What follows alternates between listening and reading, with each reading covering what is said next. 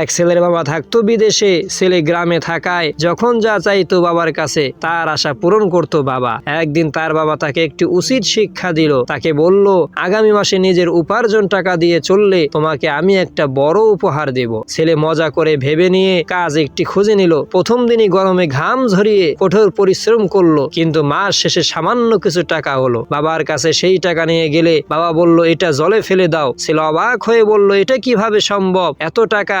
এই টাকা আমি অনেক কষ্টে উপার্জন করেছি। বাবা তখন হেসে বলল, এই কষ্টটাই আমি প্রতিদিন করি। এখন বুঝলে টাকা উপার্জন কতটা কঠিন এবং কেন তা সংযমে খরচ করতে হয়। সেই দিন থেকে ছেলে আর কখনো টাকার অপচয় করেনি। প্রিয় দর্শক, নিজের কষ্ট অর্জিত টাকা না হলে তার প্রকৃত মূল্য বোঝা যায় না। অর্থ সঠিকভাবে ব্যবহারের জন্য দায়িত্বশীল হওয়া জরুরি। জীবনে সফল হতে হলে কঠোর পরিশ্রমের বিকল্প নেই। একজন বাবা মা সন্তানের ভবিষ্যৎ গড়তে বাস্তব জীবনের গুরুত্বপূর্ণ শিক্ষা দিতে পারেন।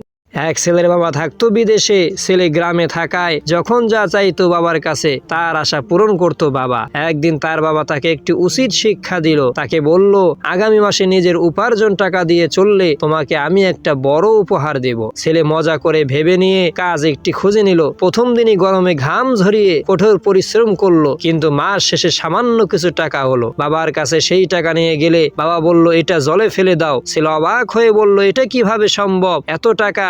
এই টাকা আমি অনেক কষ্টে উপার্জন করেছি। বাবা তখন হেসে বলল, এই কষ্টটাই আমি প্রতিদিন করি। এখন বুঝলে টাকা উপার্জন কতটা কঠিন এবং কেন তা সংযমে খরচ করতে হয়। সেই দিন থেকে ছেলে আর কখনো টাকার অপচয় করেনি। প্রিয় দর্শক, নিজের কষ্ট অর্জিত টাকা না হলে তার প্রকৃত মূল্য বোঝা যায় না। অর্থ সঠিকভাবে ব্যবহারের জন্য দায়িত্বশীল হওয়া জরুরি। জীবনে সফল হতে হলে কঠোর পরিশ্রমের বিকল্প নেই। একজন বাবা মা সন্তানের ভবিষ্যৎ গড়তে বাস্তব জীবনের গুরুত্বপূর্ণ শিক্ষা দিতে পারেন।